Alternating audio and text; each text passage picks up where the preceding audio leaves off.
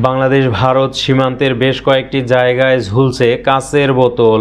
BSF এসব বোতল ঝুলিয়ে দিয়েছে বলে দাবি বিজিবি ও স্থানীয় গ্রামবাসীর। খোঁজ নিয়ে জানা গেছে কাটা তারে ঝুলে থাকা বোতলগুলো আসলে মদের খালি বোতল। তবে বিষয়টি নিয়ে স্থানীয়দের মধ্যে আতঙ্ক তৈরি হয়েছে। তারা সন্দেহ করে বলছেন ওই খালি বোতলে কি না কি রেখে দিয়েছে বিএসএফ, যদি কিছু হয়। জানা গেছে গত বুধবার দুপুর নাগাদ ভারতের কোচবিহার জেলার বিএসএফ ক্যাম্পের কয়েকজন সদস্য লালমনিরহাটের পাটগ্রাম সীমান্তে কাঁটাতারের বেড়ায় খালি কাচের বোতলগুলো ঝুলিয়ে দিয়ে যায়। কাঁটাতারের বেড়ায় বোতল ঝুলিয়ে দেওয়ার কারণ কি?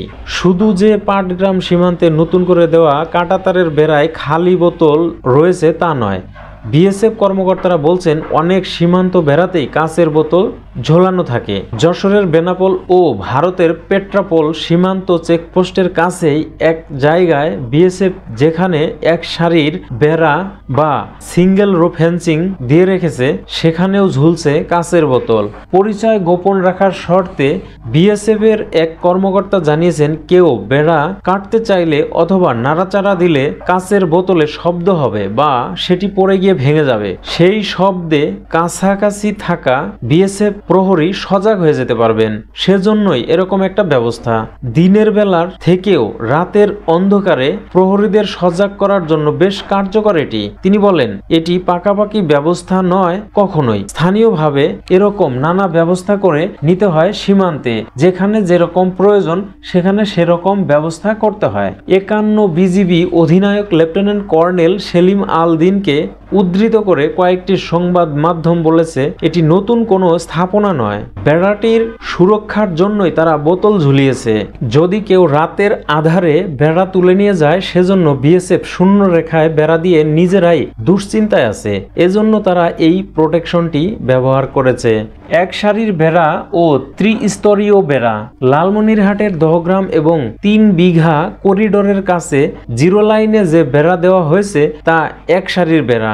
এগুলো উঁচু লোহার খুঁটিতে 3 স্তরের কাঁটাতারের বেড়া থেকে সম্পূর্ণ আলাদা। বিএসএফ বলছে যেখানে জিরো লাইনের 150 গজের মধ্যে কোনো ধরনের নির্মাণ কাজ করা সম্ভব নয় সেসব জায়গাতেই ভারতের অংশে এই সিঙ্গেল রো ফেন্সিং বা এক সারির বেড়া দেওয়া হচ্ছে।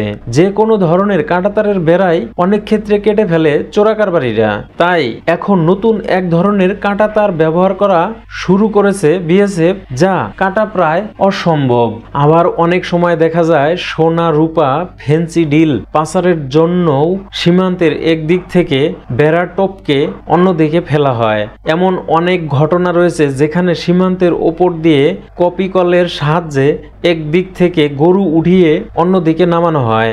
অবৈধভাবে মানুষ পারাপারের জন্য ত্রিস্তরীয় বেড়ার ওপর মই লাগিয়ে সেতু হিসাবে ব্যবহার করার কথাও জানা যায়। এক্ষেত্রে কাঁটাতারের বেড়ার দুদিকে দুটি এবং বেড়ার ওপর দিয়ে আরেকটি মই ব্যবহার করা হয়। কিশোরী ফেলানি এভাবেই সীমান্ত পার হতে গিয়ে বিএসএফ এর গুলিতে নিহত হয়। এই অবৈধ পাচার এবং পারাপার আটকাতে সীমান্তের বেড়ারও অনেক ওপর পর্যন্ত নাইলনের জাল দেওয়া হয়েছে, যা টপকানো কোনো মতেই সম্ভব নয় বলছে বিএসএফ। লালমনিরহাট সীমান্তে কাচের বোতল ঝুলিয়ে সতর্ক করার ব্যবস্থা করেছে বিএসএফ ঠিকই, তবে একই সঙ্গে সীমান্তের বিভিন্ন অংশে ব্যবহার করছে অত্যাধুনিক বৈদ্যুতিক নজরদারি ব্যবস্থা। বাংলাদেশ ভারত সীমান্তে অরক্ষিত জায়গা চিহ্নিত করেছে বিএসএফ, যেখান দিয়ে সীমান্ত অপরাধ হচ্ছে। চিহ্নিত জায়গাগুলোতে প্রহরীরা তো থাকবেনই আগের মতো, কিন্তু তার সঙ্গে সমন্বিত এক গুচ্ছ ভিন্ন ব্যবস্থাও নেওয়া হচ্ছে। নতুন সীমান্ত ব্যবস্থাপনায় এক সারি কাঁটাতারের বেড়া, নজরদারির জন্য একাধিক বৈদ্যুতিক যন্ত্র এবং অত্যাধুনিক ক্যামেরা লাগানো হয়েছে। সঙ্গে প্রহরীদের সতর্ক করার জন্যও কিছু যন্ত্র লাগানো হয়েছে। এই সমন্বিত ব্যবস্থাপনাকে বিএসএফ বলছে electronic surveillance at vulnerable passage, ESPV বা অরক্ষিত এলাকাগুলোর জন্য বৈদ্যুতিক নজরদারি ব্যবস্থা। তথ্যসূত্র বিবিসি।